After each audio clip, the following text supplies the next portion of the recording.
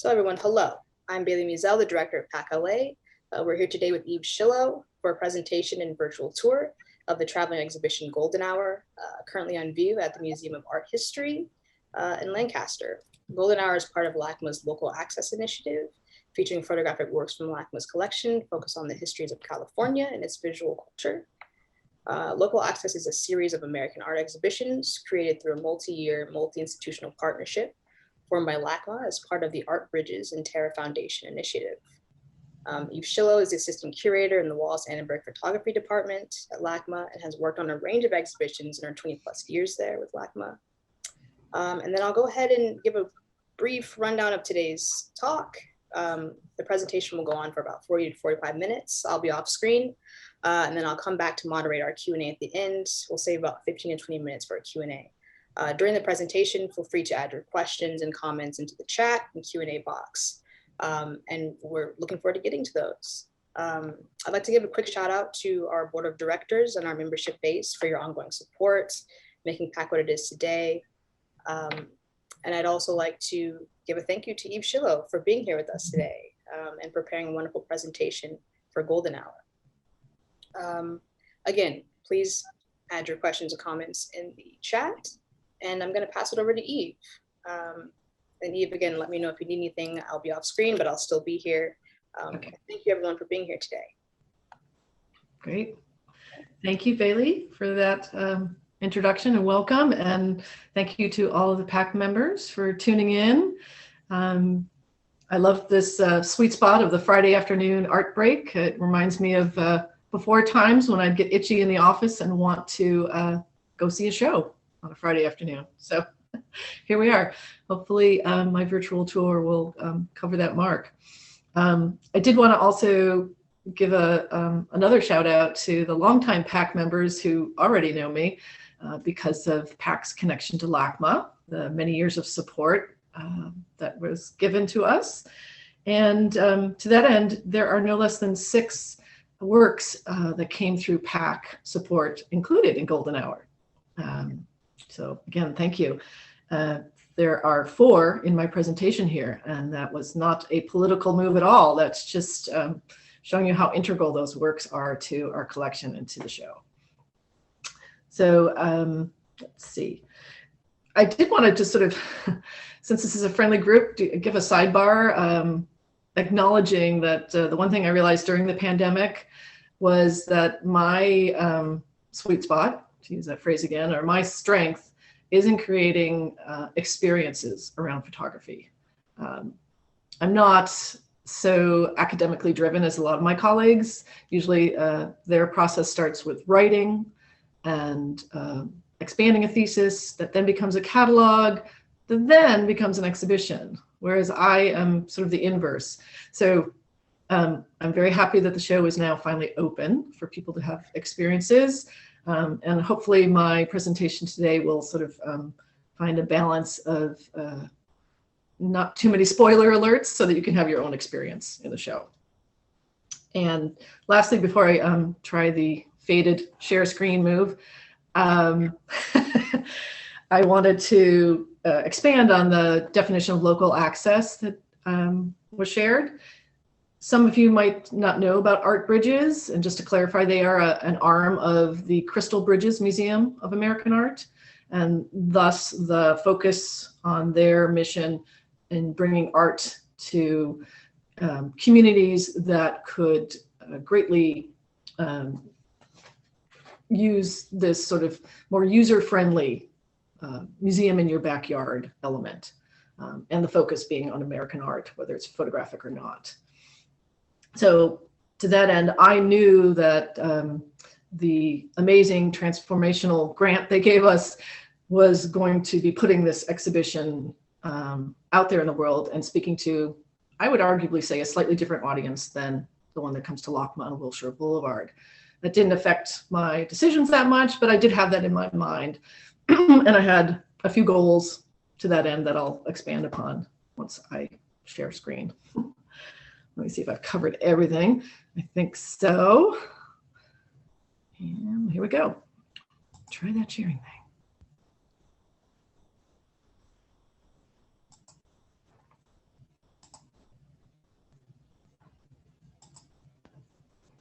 blossoming. So hopefully everyone can see. Bailey? Yep, great. Okay. So golden hour. The pluses and minuses with being the inaugural show for this local access initiative are that I got to think big. I got to get away with it. Everyone after me will be restricted. And I also got to sort of mess with the budget allocation, and I'll share after I come back on the screen an image of our wonderful bilingual catalog that is free to attendees. And also I, at the last minute, added a artist interview component, crazily done during the pandemic, which of course everything was done during the pandemic, but I added this knowing we had a pandemic coming and pulled it off.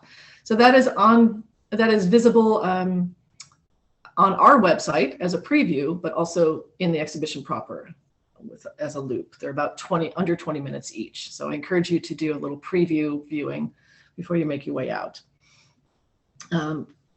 Speaking of thinking big, Golden Hour is over 80 works by 70 artists and 3 photo collectives, spanning from 1900 to 2019, with multiple photo processes and approaches, including photo sculpture, vernacular imagery, and 4 time-based media works.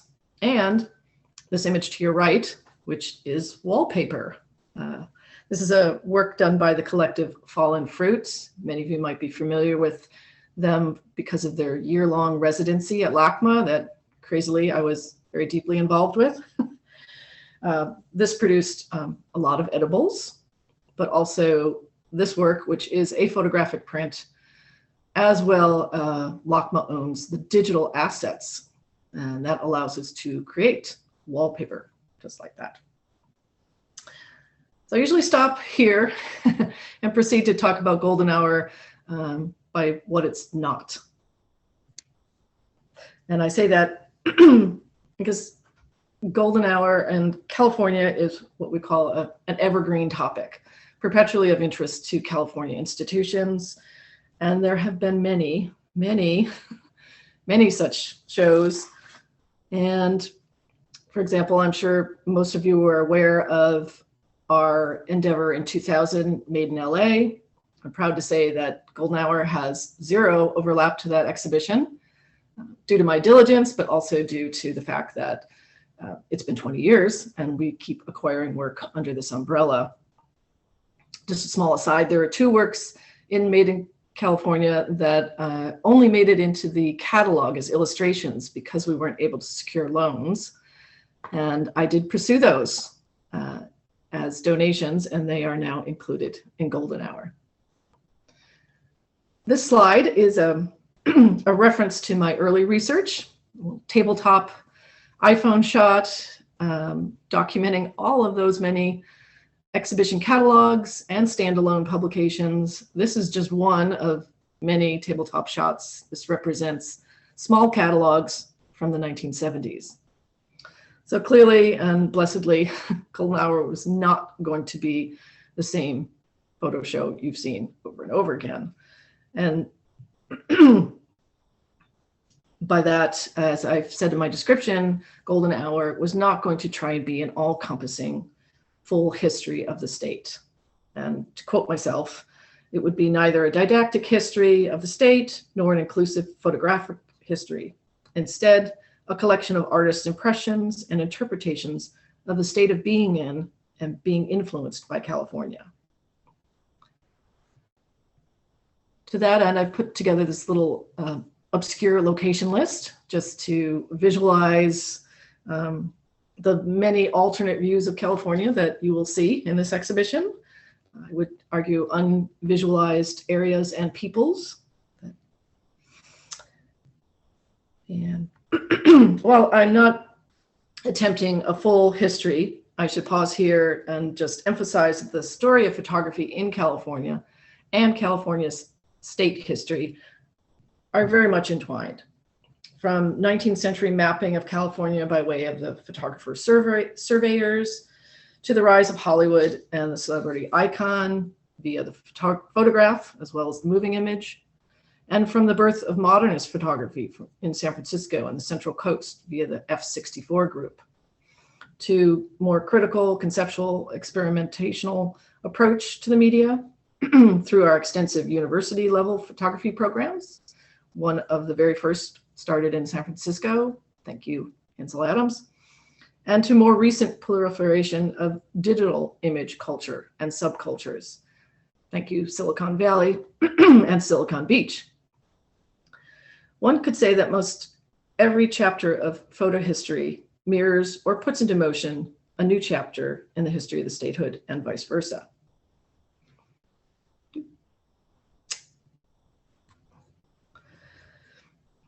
Knowing all of these branded identifiers and touchstones, I clearly wanted to break away from the full history, the chronological history, and to instead have contemporary and historical work be on an even footing.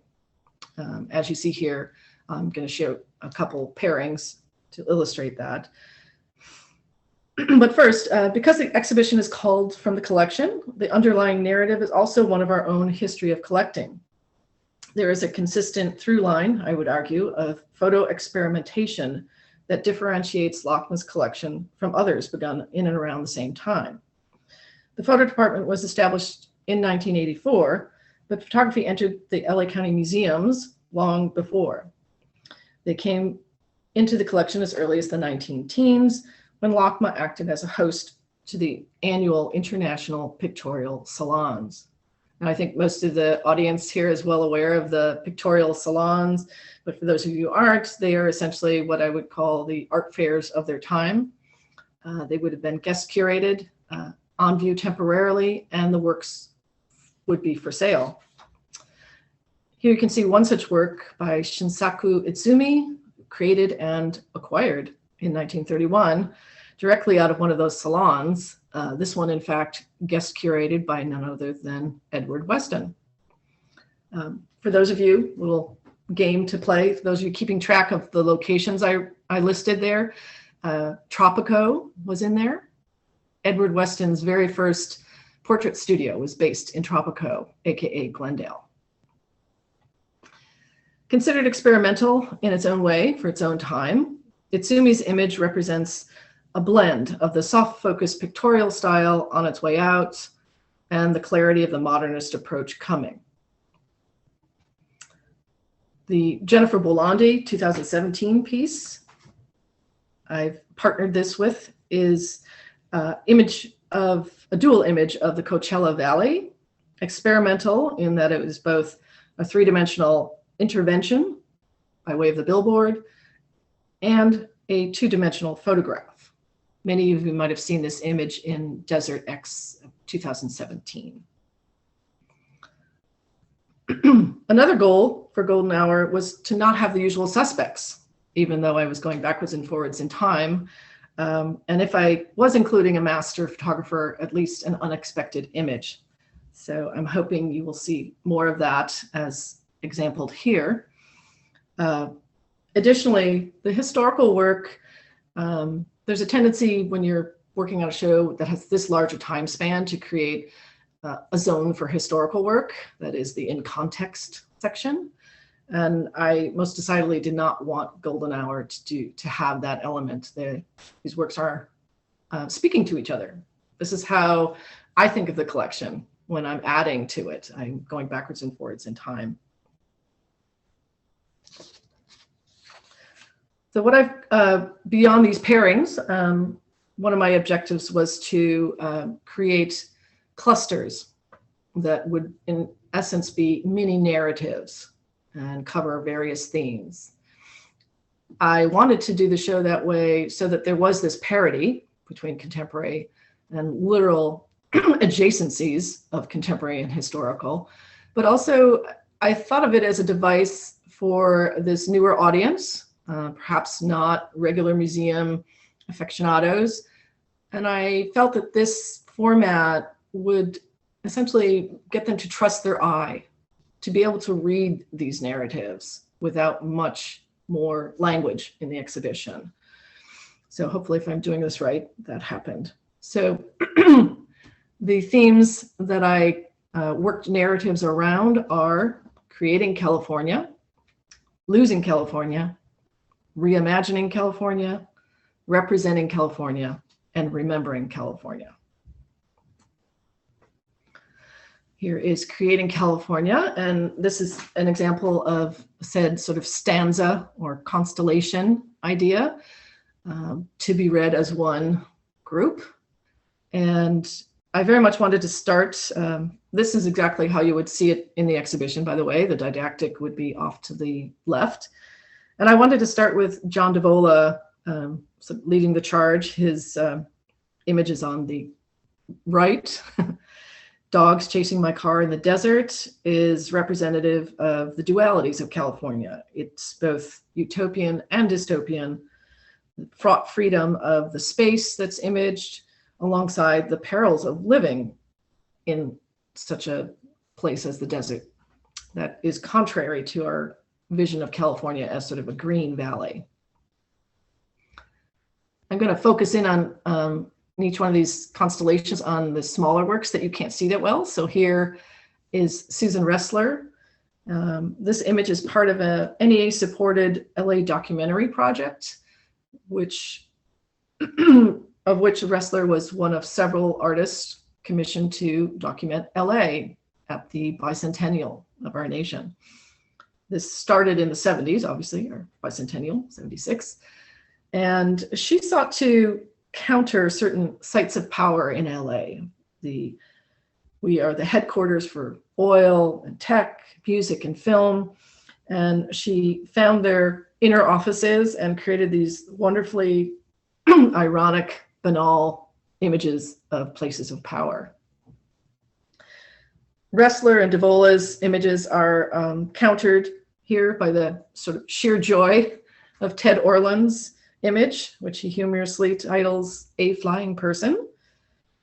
This is another non-literal representation of California as a place to imagine, a place to experiment, a place to embrace being on the literal edge. This is a continuation of Creating California and is my throwdown to celebrate one of our most iconic tropes, that of California light. You'll see the Bolande and Itsumi are reappear here. This is their natural setting. And I include them again to point out that neither artist's intent was really to talk about light, though I would argue Bolande's capturing a pretty sweet golden hour moment. Her approach is more conceptual to landscape and draws our attention to the mediated world. The fact that we are able to pay greater attention to the actual landscape when presented with a photographic interface. Itsumi's image is about light at night, that is the Second Street Tunnel at night, and was more a reference to the changing pace of modern life as experienced by the mobility of a new car culture. Anthony Appor's image, Sunrise, is from his series, The New Wilderness. And I'm letting you sort of digest and absorb this image if you haven't seen it before. It is most definitely not digitally altered or manipulated as it surely first appears. The opaque section on the right is a protective plexi barrier that you can find at California National Park shuttle stops or greeting stations. That plexi is creating a wonderfully confounding shadow onto the sunrise. Lepore is also, like Bolande, drawing our attention to our mediated experiences, specifically our mediated experience in nature and the very concept of wilderness. And I'm sure you all know, as you enter a national park, you're entering via photography. You'll see images of the native flora you might stumble across. You'll see the vista lookout you might capture if you go hiking. And of course, you will see this sunrise if you actually go to camp and stay overnight in the wilderness. Jamie Styling's Ivan Parr Solar, full name Ivan Parr Solar Ranch, which you gotta love, is one of the largest solar plants tucked into the edge of the northern Mojave. I fairly recently, well, pre-pandemic, had the experience finally of seeing this from the air, taking a certain route. I missed it up until then, and it's phenomenal. So if you are going that direction, start looking. You don't want to miss it. This is obviously a more literal presentation of our most revered attribute, California light.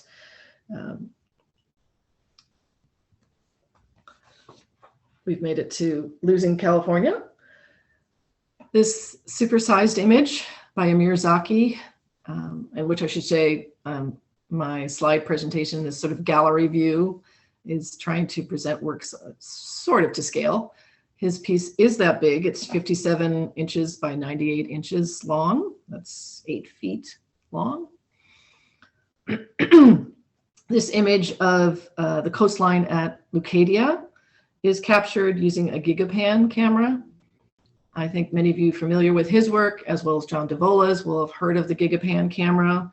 But for those who haven't, the Gigapan was originally engineered by NASA and was used by the Mars rover to capture images of Mars, large-scale panoramic images of Mars in 100% clarity. And it did this by taking individual images from left to right, and then a technician was left to stitch that together to create this 100% clear image. In this case, it's crazy Amir stitching this 8-foot image. Excuse me. I would argue that this hyper-realistic portrayal of a sort of perilous cliffside is interpreted by our eye, and by that I mean our minds, as suspect. It takes a while, but subtly you start to pick it apart and understand that it cannot be 100% clear from top to bottom, right to left. You start to wonder where the artist is positioned in order to make this possible. And you start to question the actual erosion. Is that manipulated? Is he peeling something back? You start to question whether those stairs were like that, if he's played with those as well to mess with our minds. Zaki uses this technique and this camera specifically to heighten our sense of the viability of this scape, man's attempt at stopping erosion. How viable is that? Also, man's attempt at keeping others away, the accessibility factor of this cliffside and this beach. The smaller image that I think you might have been peeking at is the Edward Weston I hope you don't recognize.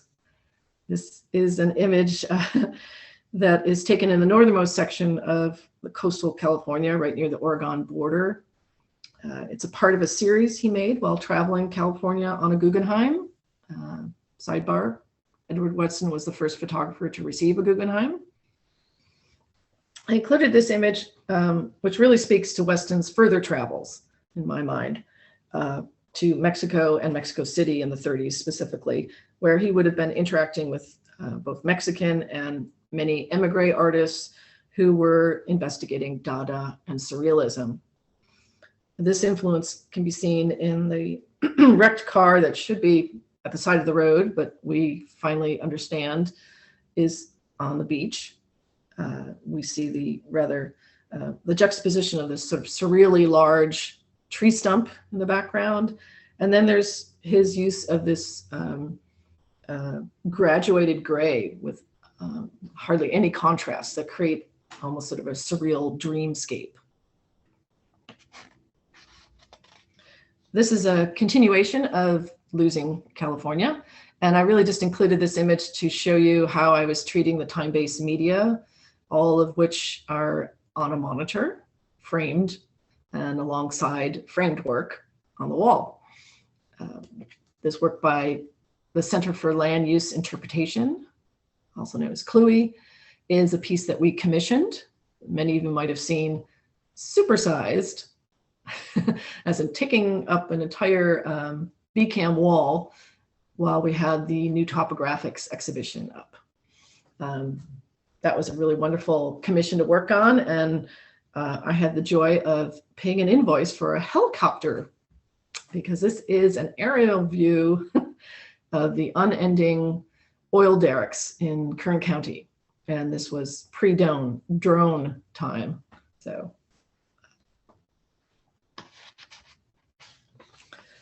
we have hit Reimagining California. And I'm going to let you absorb this grouping first, and I'm going to hone in, as mentioned, on the two smaller works.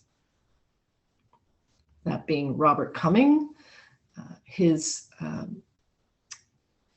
presentation of the preserved stage set from It's a Wonderful Life, which was also a commission, not by us, but by an entity at Universal Studios who was working on the idea of Universal Studios tour. That person was Al Dorskin, who was a vice president at Universal Studios, and he was also a photo enthusiast. He put several photographers locally to work doing both still photography for actual current movies, and then all others documenting what became his slide deck, if you will, for his presentation about the idea for Universal Studios tour. I mention all that because that is, in fact, our history, very much our history. Al Dorskin was also on the board of the Ralph M. Parsons Foundation while in his position at Universal Studios. And it was at his urging that the board agreed to grant funding to LACMA to establish a separate photo department. So we're very happy to acknowledge that. And for you regular photo visitors, you will have seen Ralph M. Parsons Fund on just about every label that's not a PAC label. So I chose this particular image out of quite a large suite of images called Studio Still Lives. As I was thinking about the slightly unattainable, wonderful life in California, just acknowledging that. And that happened simultaneous to bringing in this work by Thomas McGovern, another behind the curtain moment, if you will. The flip side, a slightly harsher reality that is real. Many people in California live right here at the swap meet, either buying or selling. And I loved the meeting of these two presentations. There's a hint of hopefulness, I think, in McGovern's with that really beautiful blue sky and the cooler of citrus sort of poking out at the corner there. We've reached Representing California. And I should say I very purposely positioned the figurative work this far into the exhibition. I, again, was working with that goal of helping people to trust their eye in reading somewhat abstract landscape and to come up with narratives on their own, and then to be rewarded because figures are easy. I should say that this section is divided into the role of women, the under-recognized role of women in California, and also the sort of redefinition of masculinity in California. Laura Aguilar's self-portrait from 1990, we see the artist naked and bound and bracketed by her Mexican and American identities. The three eagles in the title reference the American bald eagle, of course, the Aztec eagle, as depicted on the flag, the Mexican flag, and the aguila, the Spanish term for eagle, which was an early iteration of her family name. Dorothy Lang's migrant mother is juxtaposed here with contemporary tintype by Ed Drew of two friends in the now merged Klamath Modoc tribes. I'm imagining that most of this audience is well aware of some of the controversy behind the Dorothea Lange migrant mother image, but I'll repeat it here. The fact that the mother here was not happy to have become the icon of the Depression, the Madonna of the Depression. She was, in fact, taking good care of her family. She was not a recent Okie, having come from the Dust Bowl. She had moved several years earlier with her husband and family from Oklahoma, but she did, in fact, move from what was called Indian Territory because she was an indigenous person. I have to wonder how this image would have been received if all those facts had come to light at the time. And to counter that. Eve, can you hear me? Yep. Bailey. So some of the slides actually aren't showing up. Ooh. On our end. So maybe I can switch and maybe try to run it, or maybe we go. Oh, sure. Yeah. Do you want to try and do that? I'll stop sharing screen? Sure. Let me pull it up and see. All right. Where do we stop? 1 second. It was just the slide before the slide you're currently on. Okay. Okay. You want me to get out? Yeah. Let me see if 1 second. Thank you, everyone, for bearing with us. Sorry. Okay. Every time there's a different wrinkle. Right. And then, yeah, you can just guide me as far as when you'd like the slides. Yeah. Let's see. This is. Why is yours working perfectly? Fine. Fine. Oh, I see. Now I can see Michael. All right. So this is where you left off, right? Yes. So did everyone see what came before? I see a lot of people saying, okay. And then before, we were missing this image here. Oh. Okay. I can recap. Okay. This is representing California. You heard me say that much. This section is divided into the role of women, as I mentioned, and the changing role of masculinity in the West and California specifically. Next slide. So I'm sorry if I'm repeating. If you got, yeah, we did Laura Aguilar. Where we left off now. Okay, all right. I won't repeat myself. So I was drilling down on the history of the Dorothea Lange migrant mother. And as mentioned, I wanted to sort of counter that history with Ed Drew's more contemporary and more sympathetic portrait. He uses the term a healing portrait of the two sisters. This was done at the behest of the Klamath Modoc tribal leaders. For those of you who are not familiar with indigenous history in California, the Modoc Indian War was infamous for its severity and brevity. 1 year, 1872 to 1873, which forced the Modoc tribe from Northern California into Oregon and thus created the merged tribe. Also significantly, this war was documented by Edward Muybridge, one of our esteemed master photographers, who was essentially acting as a camera for hire for the US government, and whose medium at the time would have been the tintype. I wanted to cite this moment in history, as I've said, noting photography's complicity in that history. Next slide. Oh, there you go. Oh, there. Keep going. There you go. So here's an example of, again, another stanza that is representing masculinity. I'm not going to talk about all of these, but you can go to the next slide and I'll talk about Sam Cortes. These two images are actually part of a larger suite. Sam works outside of the sort of singular image doctrine.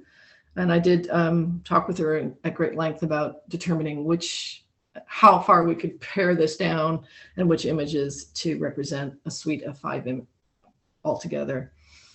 As you can see, she mixes black and white, with color and different sizes. The Deep Springs Suite is both a location and a school for young men that was established at the turn of the century and is based deep in the Mojave Desert. Sam found this location as a relatively new transplant living in Oakland, and she kept making further and further forays into the desert. What she found was a school that's also a working cattle ranch. So the young men, women only being admitted very recently, attend classes, but also perform the daily chores associated with the working ranch. So they go to classes, they do the laundry, they go to classes, they do the cooking, they do the herding, they do the slaughtering, which is what you're seeing on the right, left. And so there's a very unique fluidity to those very gendered roles here. And she wanted to capture that. Young men free to embrace whatever appealed, not what society dictated as masculine. I also think that her use of the multiple image is almost capturing every one of your senses in this image that is the slaughter. There's the tactility and the liquidity of the blood, the heat that you can feel on the back of 4 flies. And the other imagery I'm feeling compelled to share there's another image that's a much larger image of laundry blowing in the wind, and you have a larger context of where we are in the desert, and you can literally feel the wind on that one. Another image is actually culled from the archive of Deep Springs, and so it's a very tiny vernacular image that she's blown up large, and it's to students on horseback, sort of going headfirst down a steep incline, and sort of captures movement. Next slide. This is an incredible monumental 16-part piece by Willie Middlebrook. If you caught the LA Times article, Carolina Miranda covered it so beautifully. I will be a bit briefer for that reason. It's a moment in our collecting history, I should say, that I'm very proud of. Willie made this work in my own image in 1992 as a response to the 1992 Watts uprising.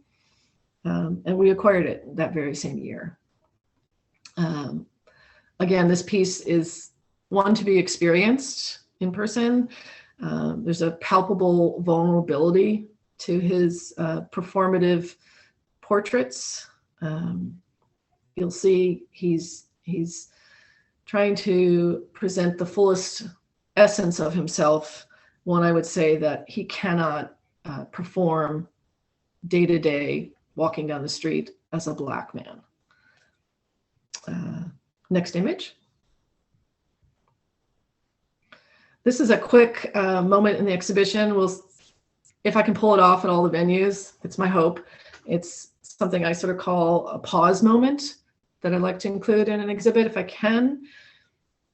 It's outside of the themes that I've described, and it's just very, again, readable. It's the formal organic element that connects these 3 works over time. Our William Henry Jackson again, the oldest image in the show, his oak tree. And then we have Clea McKenna and her photograms of the oldest thing imaged in the show, that being a tree that was born in 1824 and since felled. And then lastly, another time-based media work by Owen Kidd, Yucca Color Shift, which is literally a very slow incremental day in the life of a yucca on this sidewalk and the changing light. It's quite beautiful, takes patience. So I'm plugging it here for when you see it in person. This sidewalk yucca lives right in front of a storefront. So you have both the changing daylight on the yucca, the reflection of that light in the storefront. And then by the time the end of the day comes, you are starting to see car movement in the back. And it's all quite beautiful. I give it to Owen, who has described his work best by calling it durational photography. Next slide. We're in the last section, Remembering California. This is a work by the collective Metabolic Studio. Many of you might know them. I'm thinking PAC even made a visit to their amazing studio by the LA River. So working as a team, the studio set about to recapture the Los Angeles aqueduct on its centenary using vintage camera and vintage labor. And those are the mules you'll see. This took several months to traverse. And the reason it took that long was there's mules, but also the camera that they created was a retrofitted freight car that they put an opening, an aperture, aka lens, and inside the freight car is photosensitive paper that would then capture an image without the use of a negative. I love how these two largest works, Amir Zaki's and this Metabolic Studio image, kind of push the boundaries of what photography can do size-wise, but ironically, the limitations of the sort of box camera, that is what Metabolic uses, only permits a very small portion of the image to be in focus, completely the opposite of Amir's. And what I have found is that that slight blurring creates in turn a sensation of looking at an older image, right? A not so in focus image. And many people think that this is an older image blown up. I keep saying, how could you make an older image this large? You couldn't.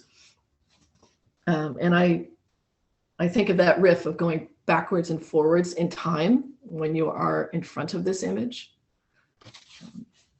Next slide. This is next to the last. Come on back. Spoiler. This is a work by David Berg, and it is indeed a wonderful vintage pleather wallet that hangs from the wall just like that, with the famous accordion fold of imagery. For those of you who remember carrying images around like this before you had your iPhone. These represent untouched California landscapes. Look at the two details that I pulled out for you. They are, in fact, pristine because they don't exist. They are, in fact, not photographs. David Berg has sort of taken us in by our trust of the format of photography, how we share photography, and made us believe that this is a real image, a photographic image. The way that he creates these is wonderful. It's 2 pieces of mylar and ink. So he takes one piece and he creates that foreground you see, and then another piece has the background. We can go to the next slide. This is truly a spoiler. I can't even speak about this one. You have to experience it. So it's my lure to get you out there. If you're going to go out for anything, it would be this Rodrigo Garcia 8-minute video that is just a beautiful poetic rendering that merges history and contemporary life at 7th and Alvarado. There's one more slide after this, just a plug for where to go and when. These are the locations. I almost want to say don't trust some of those dates. Please check again in the world we're in right now. And then the group to the other side are the artists that are included in the artist video that I'll say again is really a wonderful treat to preview before you get to the exhibition proper. So thanks again. I hope that gave you enough of a taste to get you out to Lancaster, Riverside, East LA, or Northridge. Thanks. Yes, thank you. 1 second here. Right. Thank you, Bailey, for coming to the rescue. No problem. Sorry about the weird slide shifting. I think slides is having its own moment. Yes, it's not you or I, it's slides. Thank you for your presentation. Yeah. I actually want to hop into some questions, and I want to thank our guests as well for your feedback and your patience during that time. There's actually one image that we did not see that I didn't go far back that I'd actually like to get your eyes on. Okay. So let me pull this back up here. And were there questions around this one too, of course? Actually, there weren't. Oh, okay. We just know we didn't see it. Yeah. Oh yeah, I thought I saw Michael Hawley saying Cummings? Yes. What's Cummings? So maybe if you want to recap this slide one more time for us, Eve, I'm sorry about that. Sure. Do you want me to talk about it? Is that what you're saying? Yeah. Happy to. So you heard me talking, but you saw nothing. So now you're seeing the preserved set of It's a Wonderful Life that Robert Cumming took. That was part of the commission I mentioned, posed by a vice president of Universal Studios, that being Al Dorskind. He was also an avid photo collector, photo enthusiast. So it was his idea to sort of get photographers employed and to start this dossier of imagery that was his proposal for Universal Studios tour. And I mentioned, I'll repeat briefly, I mentioned his connection to art history, which is that it was under his auspices that a $1 million matching grant was given to us in 1983 to allow us to be born as our own separate photo department in 1984. And It's a Wonderful Life. I picked that image out of the many, many, many that Cumming took that are part of his studio still lives portfolio. And I did that because at the time I was looking at work by Thomas McGovern, and I felt that this sort of behind the curtain moment would be a really wonderful juxtaposition. Thomas McGovern is documenting the San Bernardino swap meet, which is in reality the sort of bountiful life that some get to in California, that is living, trading, selling, buying at swap meets. And I found that this one is both melancholy to a certain degree, but also hints at the bounty that's California with that blue sky and the citrus that just can't be erased from the image. Thank you for recapping that there. Yeah. So, hello. Let me just hop to some questions here for the sake of time. We have a lot of wonderful comments in here. I'm sorry, everyone, if I can't get to them with all the feedback from not seeing the images. It's kind of hard to, Can't see. I do want to hop to some questions that we had. So Roger Hill asked, how many images are included in the Amir Zaki image? Oh, gosh. Thousands. I don't think I've ever asked him that specifically, but yeah, if you don't know Amir, he's a perfectionist. So this is like, he loves that. It could be more than 1,000, and he would just be working on it endlessly and be very happy. He's also, I love shouting out his backstory. His Egyptian father, Midwestern mother, and they moved to California, and he became surfer guy, skateboard guy. And I'll just give one final plug. Did he give you a talk? Oh, cool. He has a book coming out too, if you haven't seen. That's incredible. And it's, again, classic Amir attention to detail. He has a small solo show. For those of you making the trek to MOAH, you should know that the director there did a wonderful thing. She plucked out a few of the artists in Golden Hour and gave them small solo shows. So you see more recent work by Amir. There's also video work, very recent video work by Eileen Cowan. And who am I forgetting? Oh, some earlier work by Thomas McGovern, who we were just talking about. So a little added bonus if you make that trip. Yeah. I actually have another question here about Zaki's piece from Neil Friedberg, mentioning, the piece with the corrosion in the ladders. Are the two beach approaches of the same ladder or two different properties? Are you asking if he's sliced those two together? all of that is real.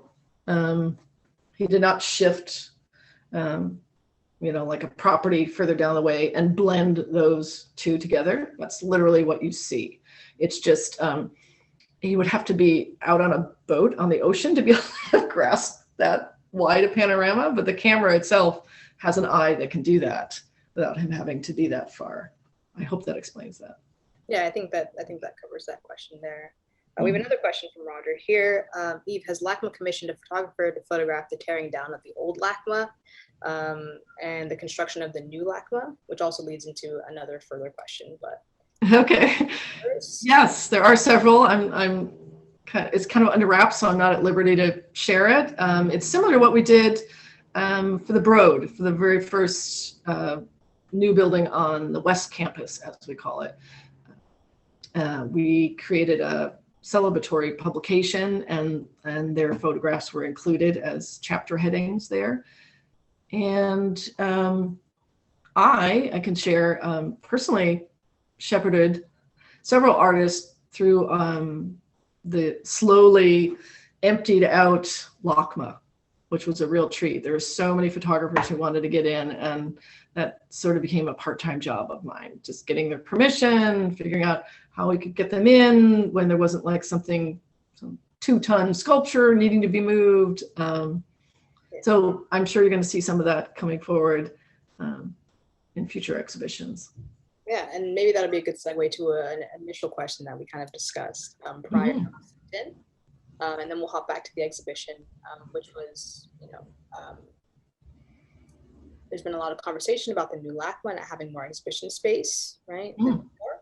Are you at liberty to comment on whether or not photography will finally have a permanent exhibition space? Okay.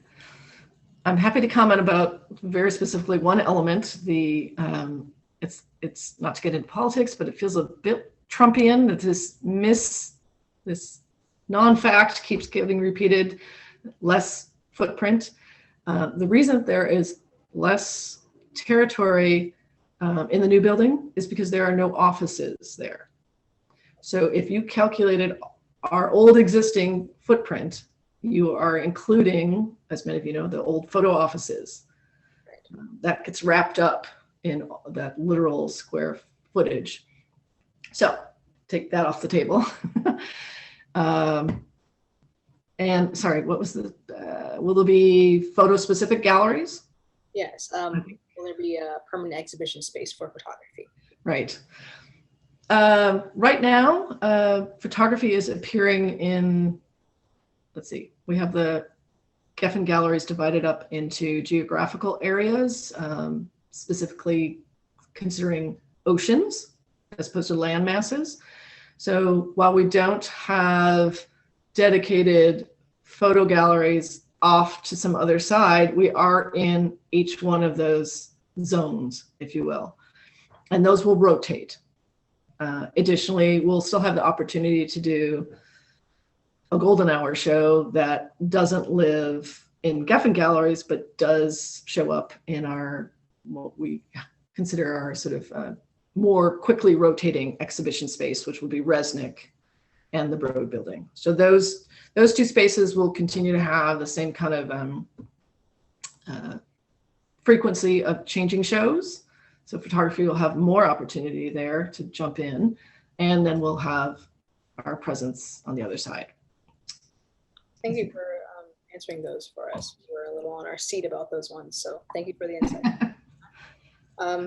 Some other questions, if we have a little bit of time left. There's one that's, thanks for this great walkthrough. Can you tell us about the 4 images you showed on the last screen and which thematic sections these artists are in? The last image included an image of each of the artists' interviews. And let's see if I can recount exactly where everybody lives. Ed Drew is in the Representing California section, being figurative. He actually has 2 works, 2 tintypes. So that's, you were seeing a different one than the one I spoke about at length with the Dorothea Lange. Hung Liu is Professor Emeritus from Berkeley, one of the more senior artists, and also an artist who does not consider herself primarily a photographer. I definitely wanted a few of those included. she is also in representing.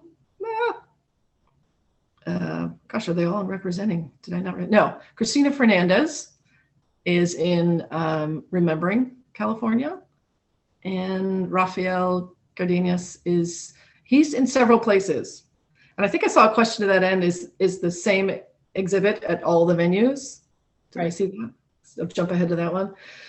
Because the architecture of each space is very different, and I purposely kept these themes very porous. They're meant to be critiqued, expanded, not every artist will agree that they should be in one or the other. And in fact, they will move a little bit from each location at each venue. So I'm already working, of course, on the next iteration, which is out at Riverside. And yes, already I'm seeing, for example, Rafa is in a very different section. So. Okay, and then we have a question from Michael Hawley. I'm sorry that I'm breezing through here. I know it's a conversation, but we have a good question. Michael Hawley said, regarding the Weston of the car on the beach, love it. When did that piece enter the collection? And do you know its provenance? Thanks for. Let me see. I can't tell you off the top of my head when that entered. I don't think that was a recent. We got most of our Westons in 2 tranches that were in the fairly soon after that, the 40s, the early 40s and the late 40s from 2 major benefactors. I want to answer completely. That came in 1940. So that was part of the first wave. So yeah, soon after, Merle Armitage is one of those donors, major supporter of all kinds of artists at the time. And I'm not sure if I have too much more that I can share about the provenance right off the top of my head. Right. I'll find you, Michael. I'll find you.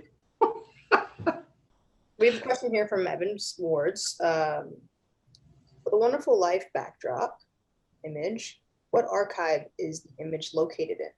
Oh, it's not in an archive. It's actually, so he was commissioned to create a body of work, given free reign to go wherever and everywhere at Universal. He then created a portfolio, which again was funded by Al Dorskind and Universal Studios. So I'm not sure how many of those portfolios exist. I know that LACMA is the only one, because it came through Al Dorskind, that we have an early version that has unique images in it that don't show up in the much more, the edition portfolio. And I'm pretty sure the portfolio is, in the 70s, they were just crazy for portfolios. And that one had to have been about an edition of 30, 40 portfolios. So they're out there. Yeah. I mean, it was a way to help support this artist as well. Al was very generous in that way, that he allowed that portfolio to happen and to be a perpetual revenue source for Robert. Yeah. So. We're coming on closing here, but I have just a few more questions to jump to. Ely asked, have you gotten any feedback from the MOAH community or visitors yet on the exhibition? From MOAH, from the MOAH community? I've been up there a lot, and I've been up there a couple times since they opened, but I've been sneaking in before public hours because I'm usually bringing a guest. So I've just barely gotten a sense of what's it like to see people there. I've heard good response. They've done some really great programming. That was actually something I should have highlighted a little bit, that the really wonderful part of the local access grant is that we have this working relationship. So we have been pushing them to expand their idea of what outreach is and what programming is, raising their profile in general. We've organized grant workshops so they can get more money. One of the marketing things that MOAH did was to create a bus wrap. So the city buses have a gorgeous golden hour bus wrap. So all in all, it's great. It's a small museum with a really big audience. Yeah, so they're happy. Yeah, and I think that's a good closing place, actually, talking about the feedback there at MOAH and in Lancaster.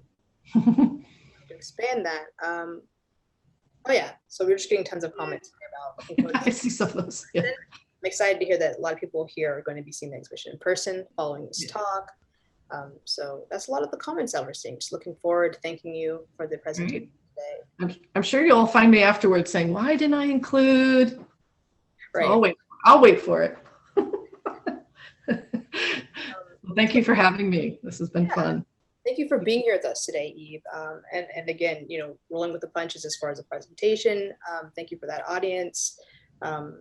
And I can't wait to go see the exhibition before our talk, but I wasn't able to yet. So yeah, thank you for being here with us, Eve. And great. Thank you, and have a great weekend, everyone. Get out there.